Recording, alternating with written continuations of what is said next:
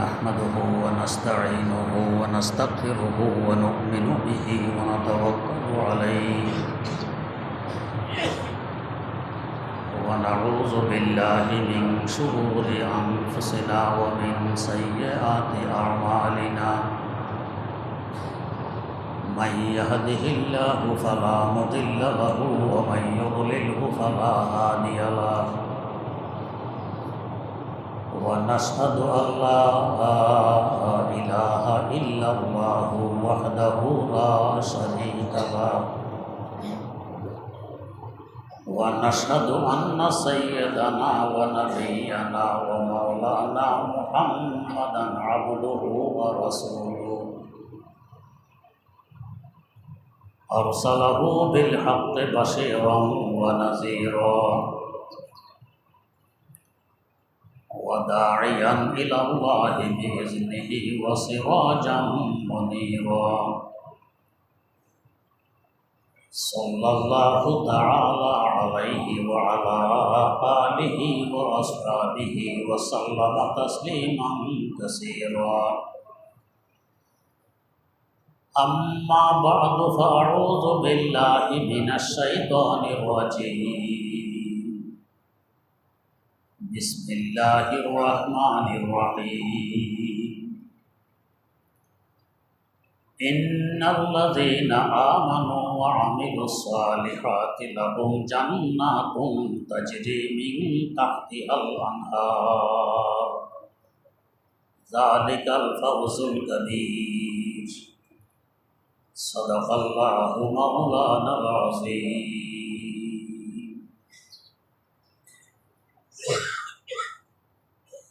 আমরা সকলে জান্নাতের প্রত্যাশী। কেউ চাই না যে আমি জাহান্নামী হই, কিন্তু কোন পথে চললে কি কাজ করলে সহজে জান্নাতে পৌঁছা যায়, ওই পথ চয়ন করতে ভুল করে বসি। ওই কাজগুলো চিনতে এবং কাজগুলো করতে অলসতা করি।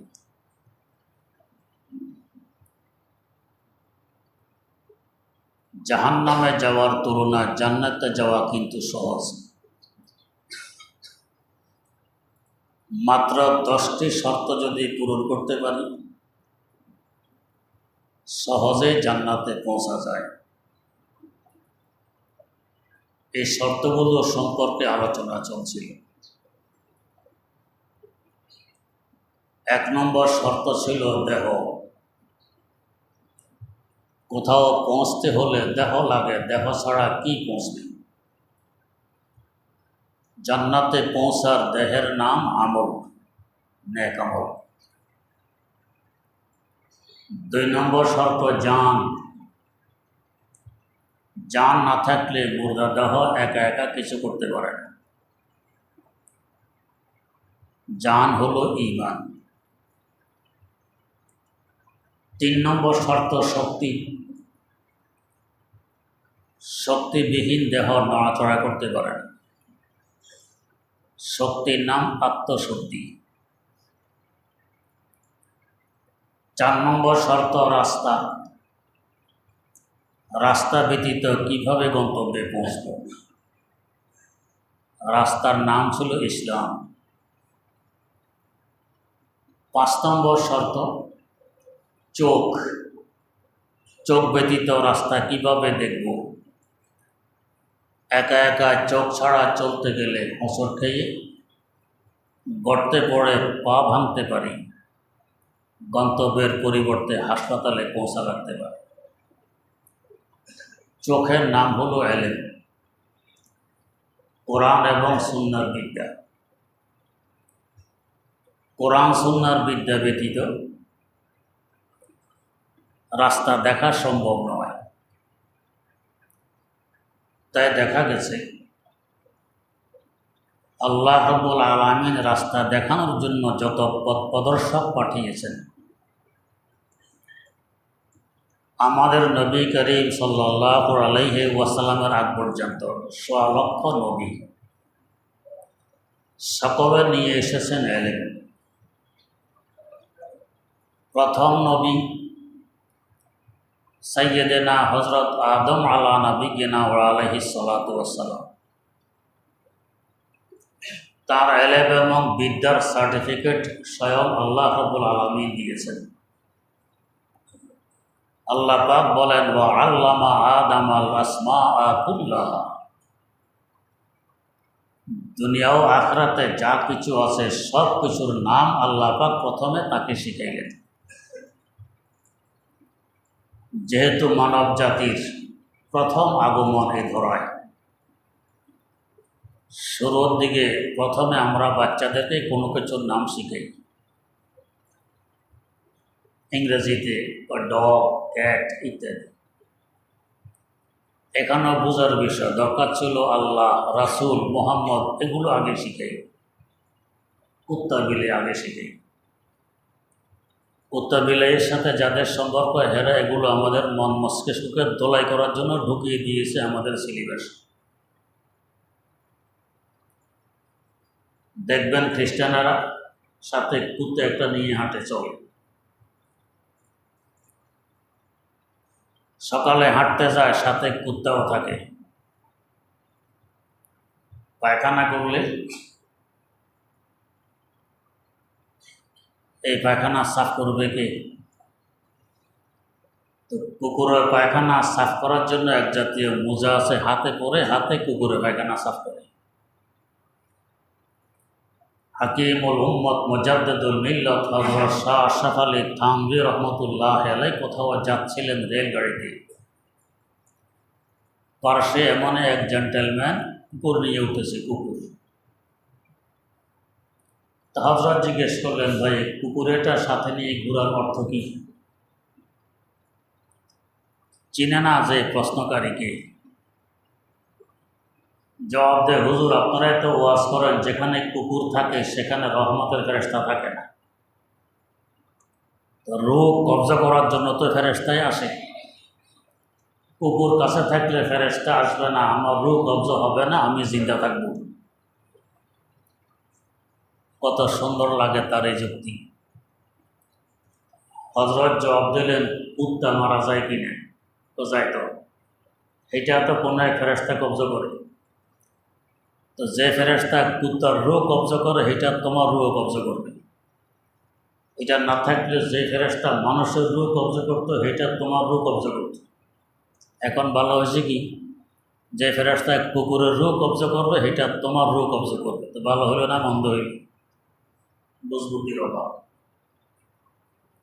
তো যারা কুকুর নিয়ে ঘোরাফেরে, কুকুর মার্কা মন মস্তিষ্কতে প্রথমেই dog, cat, this is a dog, this is a cat. হায় হায়, নিজের ঐতিহ্য এগুলো সব বিসর্জন দিয়ে বিজাতির ঐতিহ্য নিয়ে আমরা ঘোরাফেরি। আমার এক মুসল্লি একদিন খুব গৌরবের সাথে বলতেছে, হুজুর আমার নাতি তো বাংলায় কথাই বলতে জানে না। এটা গুণ দোষ। মাতৃভাষা বাংলা, যে ভাষার জন্য আমরা রক্ত দিয়েছি, সে ভাষায় কথা বলতে জানে না, এটা গৌরব হইল? বিজাতির ভাষায় কথা বলে। আরও আশ্চর্য হবেন, এই ভাষার দিন পালন করে আমরা 21শে ফেব্রুয়ারি। এই ফেব্রুয়ারি আমাদের মাস না, বিজাতির মাস। মান্না দানাম জানুয়ারি ও ফেব্রুয়ারি, বলকে দানাম সালে মা পয়গম্বরি, বলকে দানাম সালে মা পয়গম্বরি। এক ব্যক্তি এক আল্লাহর ওলিকে জিজ্ঞেস করে, হুজুর এটা জানুয়ারি না ফেব্রুয়ারি মাস? হুজুর জবাব দেন, কি জিজ্ঞেস করো? পয়গম্বরের মাস কোনটা আমরা এটা জানি, মুহররম সফর ওইটা জানি, বিজাতির মাস আমরা জানি না। ফাল্গুন মাসের 8 তারিখে আমাদের এই ঘটনা ঘটেছে, বাসার জন্য যারা প্রাণ দিয়েছিল। ফাল্গুন মাসের 8 তারিখ আমাদের নিজস্ব মাস, ফাল্গুন মাস। এটা বাদ দিয়ে বিজাতির 21শে ফেব্রুয়ারি কেন আনি? এখানেও বিজাতির মন মস্তিষ্ক ধোলাই করে ফেলেছে। আল্লাহ পাক সহি বুঝদান করুন। যাই হোক, তো চোখ ছাড়া আমাকে রাস্তা দেখাবে কে? সমস্ত পয়গম্বর এই চোখ তথা এলেম নিয়ে এসেছেন। প্রথম পয়গম্বর, মানব জাতির প্রথম আগমন, বিভিন্ন মাখলুকের নাম আল্লাহ পাক তাকে শিখাইলেন। শুনতে তো ছোট্ট কথাই শোনা যায়, আসলে কি সাধারণ ব্যাপার? সমস্ত মাখলুকের নাম শিখা, শুধু শিখা নয়, মুখস্থ করেছেন। শুধু মুখস্থ নয়, পরীক্ষার হলে আল্লাহ পাকের দরবারে ফেরেশতাকুলের সামনে শুনাইয়াও দিয়েছেন। সাধারণ কথা, অনেক কিছু মুখস্থ হয়, ওস্তাদের সামনে গেলে ভয়ে আর শোনানো যায় না। ইন্টারভিউ দিতে গেলে ভয়ে কম্পন সৃষ্টি হয়ে যায়, জানা কথাও বেড়ায় গোড়াইয়া ঠিকভাবে বলতে পারে। অথচ যার কাছে ইন্টারভিউ দিতে যাচ্ছে তিনিও আমার মতো একজন মানুষ, আমাকে খেয়ে ফেলতে পারবেন। যদি কারো ওরকম বুকের সাহস থাকে ভিন্ন কথা। যেমন আমাদের ঢাকা আলিয়া মাদ্রাসায় মুফাসসির নিয়োগ দিবে, আগের কথা। তো যারা পরীক্ষার্থী ইন্টারভিউ দিবেন তাদের মধ্যে একজন ছিলেন মিয়া কাসেমি রাহেমাহুল্লাহ, রাজশাহী ইসলামিয়া মাদ্রাসার প্রতিষ্ঠাতা, বড় বিজ্ঞ মাহের আলেম ছিলেন মিয়া কাসেমি রাহেমাহুল্লাহ। ইন্টারভিউ নিচ্ছেন স্বয়ং ডিসি। ওই সময়ের ডিসি সাধারণ কথা নয়, অনেক জ্ঞান থাকত ডিসি। ওনার সিরিয়াল যখন আসলো ইন্টারভিউ দেওয়ার, ডিসি জিজ্ঞেস করলেন, ফেরাউনের হুলিয়াটা কার মতো ছিল একটু বলুন। ফেরাউনের হুলিয়া মানে তার আকার আকৃতি কেমন ছিল, কার মতো ছিল একটু বলেন। জবাব দিলেন, তোমার মতো ছিল। আপনিও না, তোমার মতো ছিল। বাস, ইন্টারভিউ শেষ। সকলে তো আশা ছিল যে ওনার যদি হয়তো ভালো হয়তো, উনি বিজ্ঞ আলেম, বড় মুফাসসির। আর তো হলো না যে জবাব দিলেন। কিন্তু ডিসি বড় বিজ্ঞ ছিলেন, তাকে নিয়োগ দিলেন। পরে জিজ্ঞেস করা হলো, হুজুর এই সাহস আপনি করলেন ডিসির সামনে, তোমার মতো ছিল? জবাব দিলেন, বেহুদা প্রশ্ন করলো কেন? ফেরাউনের হুলিয়ে দিয়ে তার কী কাজ, আমার কী কাজ? ফেরাউন কত লম্বা কত মোটা জানলে কী লাভ? আর ফেরাউন ছিল আল্লাহর দুশমন, নিশ্চয় মুখে দাঁড়ায় দূরে ছিল না, হেরো দাঁড়ায় দূরে নেই, তো কী করবো? তাই বলছে তোমার মতো ছিল। তো বুকের সাহস থাকলে আবার এরকম বলা যায়। যাই হোক, আল্লাহ রাব্বুল আলামিনের দরবার যেমন ভয় পাওয়ার কথা, অসংখ্য ফেরেশতা উপস্থিত, সেখানে তিনি সব কিছু ফরফর শুনিয়ে দিলেন। শুনতে তো ছোট শোনা যায়, বাস্তবে কত কঠিন ব্যাপার। সমস্ত মাখলুকের নাম, এক দুটি নয়, মাখলুক কত, সংখ্যা কত? আমরা শুনি 18,000 মাখলুকা, শোনা কথা একেবারে ভুল। এই সম্পর্কে কোনো হাদিস নেই যে মাখলুকের সংখ্যা 18,000। তো তাহলে 18,000 কথাটি আসলো কোত্থেকে? আসছে একটি হাদিস থেকে, বুঝার ভুলের কারণে। এক হাদিসে বর্ণিত, আল্লাহ পাক 18,000 আলাম সৃষ্টি করেছেন। আলাম, আলাম মানে জগৎ। জগতের সংখ্যা 18,000, মাখলুকের নয়। জগৎ কি? তাফসীরে রুহুল বয়ানে আছে 18,000 জগৎ সৃষ্টি করেছেন। ওয়াদ দুনিয়া মিনহা, এই 18,000 জগৎ সমূহের মধ্যে গোটা দুনিয়া হলো একটি জগৎ। এই দুনিয়ার ন্যায় 18,000 জগৎ সৃষ্টি করেছেন। এই এক দুনিয়াতে যারা প্রাণী নিয়ে গবেষণা করেন, প্রাণী, তাদের গবেষণায় আজ পর্যন্ত 15,000 কোটিরও অধিক প্রাণী ধরা পড়েছে। 15,000 কোটিরও অধিক।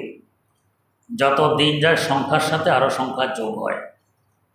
আর তাদের দৃষ্টিতে প্রাণী বলতে এমন মাখলুককে বোঝায়, এমন সৃষ্টিকে বোঝায় যার জীবন আছে, এর পাশাপাশি স্ব ইচ্ছায় এক জায়গা থেকে আরেক জায়গায় যেতে পারে, একে বলে প্রাণী। তাদের এই সংজ্ঞা হিসাবে গাছগাছালি তাদের দৃষ্টিতে প্রাণী নয়। জীবন আছে কিন্তু এক জায়গা থেকে আরেক জায়গায় যেতে পারে না। তাই প্রাণীর সংজ্ঞার ভিতরে গাছগাছালি নেই। যারা এক জায়গা থেকে আরেক জায়গায় যেতে পারে এমন প্রাণীর সংখ্যা এ পর্যন্ত 15,000 কোটিরও অধিক ধরা পড়েছে। আর এর সাথে সকল মাখলুককে যোগ দিলে মাখলুকের সংখ্যা কত হবে চিন্তা করুন। ইমাম শাফি রাহিমাহুল্লাহ তাআলা থেকে বর্ণিত, আদম আলাইহিস সালাম থেকে নিয়ে কিয়ামত পর্যন্ত আল্লাহ পাক যত মানুষ সৃষ্টি করেছেন এবং করবেন সংখ্যা আমাদের জানা আছে নেই। বর্তমানে বসবাস করছে প্রায় 750 কোটির মতো মানুষ এই পৃথিবীতে। এক ওয়াক্ত এক সময় যদি 750 কোটির মতো মানুষ থাকি, কিয়ামত পর্যন্ত হিসাব করলে কত হবে? তো এই সকল মানুষকে একত্রিত করে যদি শুধু জিন জাতির সাথে তুলনা করা হয়, জিন জাতির সংখ্যা হবে কমাস কম এর থেকে 10 গুণ বেশি।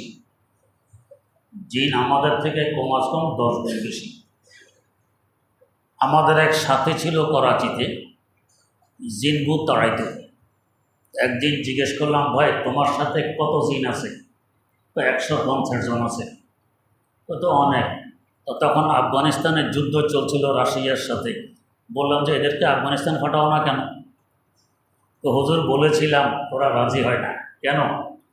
তো এরা বলে, আমরা যদি আফগানিস্তান আপনাদের পক্ষ হয়ে জেহাদে যাই, তো আপনাদের বিপক্ষ হয়ে আমাদের যে সমস্ত জিন কাফের নাস্তিক ওরাও তো আসবে, ওরা আমাদের থেকে অন্তত 10 গুণ বেশি, লাভের তুলনা লস হবে। এই জন্য আমরা তামাশা দেখি, জেহাদ আপনারাই করেন। জিন জাতি মানুষের তুলনায় কমাস কম 10 গুণ বেশি। এরপর বলেন, সমস্ত মানুষ আর জিন জাতিকে একত্রিত করে যদি স্থলে যে সমস্ত প্রাণী বসবাস করে, গরু ছাগল ইত্যাদি, তো এদের সংখ্যা কমাস কম 10 গুণ বেশি। মানুষ, জিন এবং স্থলের প্রাণী 3 সম্প্রদায়কে একত্রিত করে যদি জলে যে সমস্ত প্রাণী বসবাস করে, মাছ ইত্যাদি, তাদের সাথে তুলনা করা হয়, তো তাদের সংখ্যা হবে কমাস কম আরও 10 গুণ বেশি। মানুষ, জিন, স্থলের প্রাণী এবং জলের প্রাণী এই 4 সম্প্রদায়কে একত্রিত করে যদি মহাশূন্যের যে সমস্ত পাখপাখালি উড়ে বেড়ায় ওদের সাথে তুলনা করা হয়, ওদের সংখ্যা আরও 10 গুণ বেশি। মানুষ, জিন, স্থলের প্রাণী, জলের প্রাণী, আকাশের পাখপাখালি এই 5 সম্প্রদায়কে একত্রিত করে যদি জমিনের যে সমস্ত ফেরেশতা বিচরণ করতেছেন তাদের সাথে তুলনা করা হয়, এদের সংখ্যা আরও 10 গুণ বেশি। এই জমিনের ফেরেশতা সহকারে 6 সম্প্রদায়কে একত্রিত করে আকাশে যে সমস্ত মাখলুক বসবাস করে তাদের সাথে তুলনা করলে ওদের সংখ্যা আরও 10 গুণ বেশি। তো প্রথম আকাশের মাখলুককে একসাথ করে এই 7 সম্প্রদায়কে একত্রিত করে দ্বিতীয় আকাশে যে সমস্ত মাখলুক বসবাস করে তাদের সাথে তুলনা করলে এদের সংখ্যা আরও 10 গুণ বেশি। এভাবে তৃতীয় আকাশে আরও 10 গুণ বেশি, চতুর্থ আকাশে আরও 10 গুণ বেশি, পঞ্চম আকাশে আরও 10 গুণ বেশি, ষষ্ঠ আকাশে আরও 10 গুণ বেশি, সপ্তম আকাশে আরও 10 গুণ বেশি। বলুন তো মাখলুকের সংখ্যা কত হবে? 18,000 কীভাবে হয়? বিষাদ সিন্ধু একটি ফুতি আছে, ফুতি। এই ফুতিতে একটা পেয়ার আছে কি, লাখে লাখে স্বর্ণ মরে কাতারে কাতার, গনিয়া বাসিয়া দেখি 24,000। হলো নি কথা? মারা গেল লাখে লাখে কাতারে কাতার, গনার পর দেখে 24,000। মিথ্যার একটা সমাহার না? তাহলে শুধু প্রাণী আমাদের বর্তমান পৃথিবীতে ধরা পড়েছে 15,000 কোটিরও অধিক, আর সব মাখলুক একত্রিত করলে হয় 18,000। কেমন কথা হইল? কথাটি সঠিক নয়। মাখলুকের সংখ্যা বলতে গিয়ে তাফসিরে রুহুল বায়ানে উল্লেখ করে, রাসূল আকরাম সাল্লাল্লাহু আলাইহি ওয়াসাল্লাম যখন মেরাজে যাচ্ছিলেন, এক জায়গায় দেখলেন ফেরেশতাদের ঢল নেমেছে। ঢল মানে খুব মানুষ যদি কোথাও আসে তো আমরা বলি কি মানুষের ঢল, ঢল না। তো তিনি হযরত জিবরিল আমিন আলাইহিস সালামকে জিজ্ঞেস করলেন, এরা কোথায় যায়, এদের সংখ্যা কত? তা হযরত জিবরিল আমিন আলাইহিস সালাম বললেন, ওদের একজনকে জিজ্ঞেস করুন। তো তাদের একজনকে জিজ্ঞেস করলে তিনি জবাব দিলেন, তো সৃষ্টির পর থেকে আল্লাহ পাকের পক্ষ থেকে হুকুম এসেছে এদিকে যাওয়ার জন্য, আমরা যাচ্ছি, এখনও গন্তব্যে পৌঁছিনি। আর আমাদের এই ফেরেশতাদের সামনের মাথা কোথায়, পিছনের মাথা কোথায়, এটা আমরাও জানি না।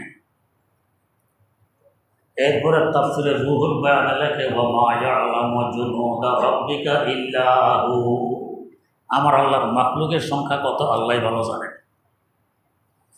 তাফসীরে রুহুল বায়ানে আরও উল্লেখ আছে, আমরা যেমন মসজিদের ছাদকে গুম্বদ দিয়ে সাজাই, চোখা চোখা গুম্বদ দিই। এখন তো আমাদের সৌন্দর্যের জন্য, আসলে কিন্তু গুম্বদের আবিষ্কার সৌন্দর্যের জন্য নয়, আওয়াজ পৌঁছানোর জন্য। তখন তো মাইক ছিল না, মেহরাব থেকে দূর পর্যন্ত আওয়াজ পৌঁছে গম্বুদের মাধ্যমে। সিন্ধু প্রদেশে একটি শহর আছে, তার নাম হলো ঠাট্টা। একসময় সিন্ধু রাজধানী ছিল ঠাট্টায়। একটি কবরস্থান আছে ঠাট্টায়, 9 বর্গ মাইল ব্যাপী কবরস্থান। এত বড় কবরস্থান আমি কোনো ইতিহাসও দেখিনি, সচক্ষেও দেখিনি। ওখানে গিয়েছিলাম। 5 জন সাহাবীর কবরও আছে এই কবরস্থানে। শাহী গেটে লেখা আছে ঠাট্টা শহরের খামোশা, নীরবদের শহর। মধ্যে কি কথা বলতে পারেনি। ওইটার কাছে একটি মসজিদ আছে, বাদশাহ শাহজাহান মসজিদ। 101টি গম্বুজ তার ছাদে। কত বড় মসজিদ! এই মসজিদের মেহরাবে দাঁড়াই আমরা আওয়াজ দিয়েছি, শেষ মাথা পর্যন্ত আওয়াজ পৌঁছে, মাইক ছাড়া। আওয়াজ নিচে বাড়ি খেয়ে উপরে ওঠে, গম্বুদে বাড়ি খেয়ে একটু সামনে যায়, বাড়ি খেয়ে উপরে ওঠে সামনের গম্বুদে, বাড়ি খেয়ে আবার সামনে যায়, এভাবে শেষ মাথা পর্যন্ত আওয়াজ পৌঁছে। তো গম্বুদের মূল আবিষ্কার কিন্তু আওয়াজ দূরে পৌঁছানোর জন্য। যাই হোক, আমরা সাজানোর জন্য গম্বুদ মসজিদের ছাদে নির্মাণ করি। আল্লাহ রাব্বুল আলামিনের আরশে মওলার ছাদেও কিছু গম্বুদ আছে। কত বড় একটি গম্বুদ! তাফসীরে লেখে, যদি এমন একটি মাঠ, যে মাঠের মধ্যখানে দাঁড়াইয়ে চতুর্দিকে তাকাইলে কিনারা দেখা যায় না, মাঠটি কত বড় হবে! আমাদের দৃষ্টি কত দূর পর্যন্ত যায়। ওদিকে তো আকাশ পর্যন্ত দেখা যায়, আকাশ না থাকলে তো আরও দূরে যাই। হযরত মির্জি হুজুর রহমতুল্লাহ আলাইকে নিয়ে যাচ্ছে এখানে ওয়াজের জন্য, পায়ে হাঁটা রাস্তা। হাঁটতে হাঁটতে হযরত ক্লান্ত, ভাই আর কত দূর, এই তো দেখা যায়। আর অনেকক্ষণ হাঁটার পরে, ভাই আর কত দূর, এই তো দেখা যায়। কয়েকবার বলার পর হযরত বলেন, ভাই আসমানও তো দেখা যায়। দেখা গেলে কি কাছে হয়। আমার ওস্তাদ মোহতারাম শেখুল হাদিস আল্লামা আজিজুল হক রাহিমাহুল্লাহ তাআলাকে একবার নিয়ে যাচ্ছিল হাঁটাই। একটু হাঁটানোর পরে, হুজুর আর কত দূর যাওয়া লাগবে? ও যে এই তো কাছে। কতক্ষণ হাঁটো, আবার আর কত দূর, এই তো কাছে। কিছুক্ষণ পরে আবার আর কত দূর, এই তো কাছে।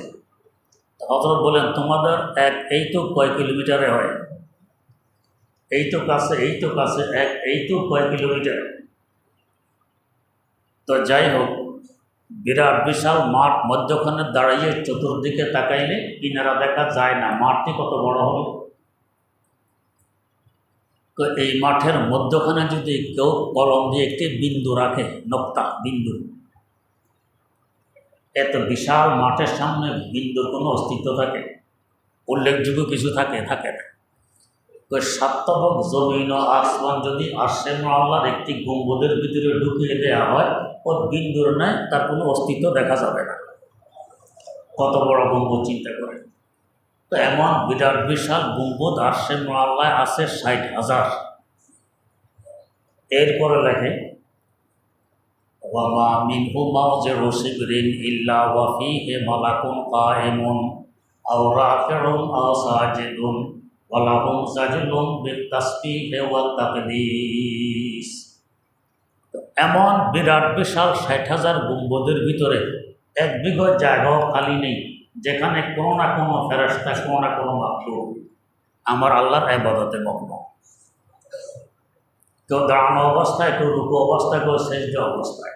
এবং ওয়ালাহুম সাজদুন বিত-তাসবিহি ওয়াত তাকদীস, সকলের জবানে গুনগুন আওয়াজে তসবিহ আর তাকদীসের আওয়াজ শোনা যায়। চিন্তা করুন তো, মাখলুকের সংখ্যা কত!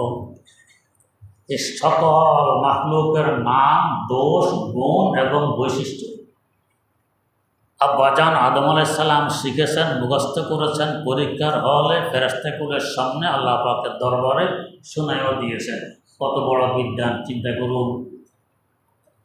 আমরা যদি 3-4টা ভাষা জানি, আরে বাপরে বাপ, নামের আগে কত টাইটেল।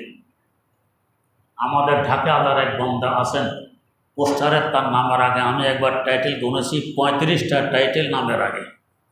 আসল নাম কি এটা খুঁজে পাওয়াই কঠিন, এত টাইটেল। খোঁজ নিলাম, বেচারা মাদ্রাসার লাইনে পড়েছে মাত্র 5ম শ্রেণী পর্যন্ত। 5ম শ্রেণী পর্যন্ত পড়ার পরে টাইটেল 35টি। এটা আল্লাহ মাফ করছেন, দাওরা পর্যন্ত পৌঁছতে পারেননি। পৌঁছলে এত হাজার টাইটেল খাইতে কই, দুনিয়ার টাইটেলের অভাব পড়ে যেত। এই জন্য আল্লাহ এ পর্যন্ত পৌঁছতেই দেয় টাইটেল। আর আদম আলাইহিস সালাম এত কিছুর নাম, দোষ, গুণ, বৈশিষ্ট্য জানতেন। শুধু তা তাফসীরে রুহুল বয়ানে এই কথাও লেখা আছে, আদম আলাইহিস সালাম এক ওয়াক্ত একসাথে 7 লক্ষ ভাষায় কথাবার্তা বলতে পারতেন। কিয়ামতের আগ পর্যন্ত তার সন্তান সন্ততিরা এই পিতার আনিত 7 লক্ষ ভাষায় কথা বলবে পৃথিবীতে। বর্তমান বিশ্বে প্রায় 13,500 ভাষা ব্যবহার হচ্ছে। পুরাতন কোনো ভাষা বিদায় নেয় তো নতুন কোনো ভাষার আবির্ভাব ঘটে। এইভাবে আব্বা জানের আনিত 7 লক্ষ ভাষা ব্যবহার হবে পৃথিবীতে। কত বড় মহাবিদ্যান চিন্তা করুন। যেহেতু তিনারা হবেন উম্মতের পথ প্রদর্শক, রাস্তা দেখাবেন, চোখ না থাকলে, এলেম না থাকলে কি করে সম্ভব? তাই প্রত্যেকটি পয়গম্বরকে আল্লাহ পাক সবচেয়ে বেশি এলেম দিয়ে দুনিয়াতে পাঠিয়েছেন। এলেম ছাড়া কোরআন সুন্নাহর বিদ্যা, ওহির জ্ঞান ব্যতীত সঠিক রাস্তা দেখানো সম্ভব নয়। আল্লাহ রাব্বুল আলামিন সমস্ত পয়গম্বরকে সবচেয়ে বেশি এলেম দিয়ে দুনিয়াতে পাঠিয়েছেন। তো সর্বপ্রথম আদম আলাইহিস সালাম, ছোট বাচ্চা, তার জ্ঞানের কতটুকু থাকে? আস্তে আস্তে বড় হতে হতে মাস্টার্স ডিগ্রি, এরপরে যারা ডক্টরেট, এরপরে অভিজ্ঞতার আলোকে কী পরিমাণ জ্ঞান হয়। তো ক্লাস 1-2 অবস্থার জ্ঞান আর ডক্টরেটের পর যখন অনেক অভিজ্ঞতা হয় তার জ্ঞান কোনো তুলনা চলে। তো প্রথম পয়গম্বর, এটা তো 1-2 ব্যাপার, মাত্র শুরু হলো মানুষের আগমনের জগতে। তার এলেমের যদি এই অবস্থা হয়, তো এলেমের পরিধি যদি মাপ দেওয়া না যায়, তো শেষ পয়গম্বর আমাদের নবী, শেষ নবী, নবীদের নবী হযরত মুহাম্মদ মুস্তাফা সাল্লাল্লাহু আলাইহি ওয়াসাল্লামের এলেম কী পরিমাণ হবে চিন্তা করুন। তাই তো তিনি বলেছেন, উতীতু ইলমাল আউয়ালিনা ওয়াল আখিরিন, আগেরকার পরেরকার সকলের এলেম আর বিদ্যা একা আমাকে দেওয়া হয়েছে। তাই তো তিনি বলেন, বুইস্তু মুআল্লিমা, আমাকে এলেম বিস্তারকারী শিক্ষক হিসাবে পাঠানো হয়েছে। নিজের পথ দেখাবেন, যাদেরকে পথ দেখানো শিখাই গেছেন তারাও পথ দেখাবে, তাদেরকে এলেম দিয়ে গেছেন। এরা 100 লক্ষ হযরতে পয়গম্বর, হযরতে সাহাবায়ে কেরাম আলাইহিমুস সালাতু ওয়াস সালাম। আগে পথ দেখিয়েছেন 100 লক্ষ পয়গম্বর, আর শেষ পয়গম্বরের পরে পথ দেখালেন 100 লক্ষ সাহাবায়ে কেরাম। এরপর থেকে তাবে আস্তে আস্তে আজ পর্যন্ত ওলামায়ে কেরাম নবীর ওয়ারিস আর উত্তরসূরি হিসাবে উম্মতকে সঠিক রাস্তা দেখাই চলছেন। অতএব কোনটা সঠিক রাস্তা, কোনটা সঠিক নয়, এটা বুঝতে হলে এলেম অপরিহার্য। এখন যদি বলে আলেমের কি দরকার,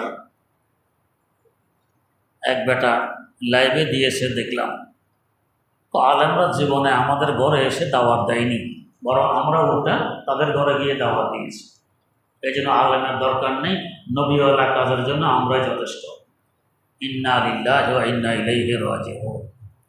আলেম তোমার ঘরে কেন যাবে? তুমি না আলেমের ঘরে গিয়ে জিজ্ঞেস করবে, হুজুর কীভাবে চলতেন? তুমি আলেমের ঘরে এসে জিজ্ঞেস করবে কীভাবে চলতেন, সঠিক রাস্তা কোনটি? তোমার ঘরে আলেম যাবে কেন? দাওয়াত ভিন্ন জিনিস, এলেম ভিন্ন জিনিস। দাওয়াতের জন্য ঘরে যাওয়া লাগে, এলেমের জন্য এলেম ওয়ালার কাছে যাওয়া লাগে। দাওয়াতের কাজ তুমি করো, ভিন্ন জিনিস। এটা ইসলাম নয়, এটা দিন নয়, দিনের একটা ক্ষুদ্রতম অঙ্গ। দাওয়াতের জন্য ঘরে যাওয়া লাগে, হুজুর ঘরে গিয়ে দাওয়াত দিয়েছেন, কিন্তু এলেম মদিনার মসজিদে এসে শিখেছেন। যারা এলেম শিখছেন মদিনার মসজিদে এসে হুজুরের কাছে থেকে এলেম শিখেছেন, এটা হলো এলেমের বৈশিষ্ট্য। এলেমের জন্য সঠিক রাস্তা কোনটা বোঝার জন্য তোমাকে আলেমের কাছে আসা লাগবে। আলেম তোমার কাছে যাবে কেন? ইমাম মালিক রাহিমাহুল্লাহ তাআলা কত বড় ইমাম, ইমাম দারুল হিজরা, যার কবরটি এখনো জান্নাতুল বকিতে চিহ্নিত আছে।